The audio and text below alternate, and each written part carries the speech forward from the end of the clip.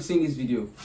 Y'all, God just revealed something to me in the Bible that I have never seen before, and now I can't unsee it. Just listen to this. You'll see exactly what I'm saying. In Matthew chapter 14, we read about Jesus walking on water. But what if I told you Jesus walking on water is actually the shallow part of this story? Let me take you a little deeper to show you what's really going on. So in verse 28, Jesus is already on the water, and Peter calls out to him, "Lord, if it's you, tell me to come to you on the water." So Jesus says, "Come," and Peter went. Now this is where it gets interesting. Verse 30 says, "But when Peter saw the wind, he was afraid and began to sink." Now don't miss this. The wind didn't sink Peter.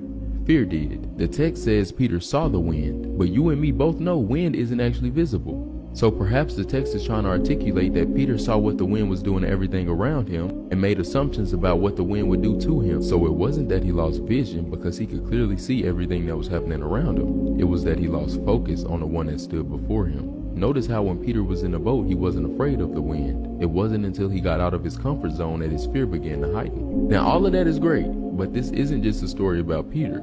This is also a story about you being afraid to step into what God has called you to do. Another thing God is pointing out is that Peter wasn't the only one in the boat. The other disciples were in the boat with him.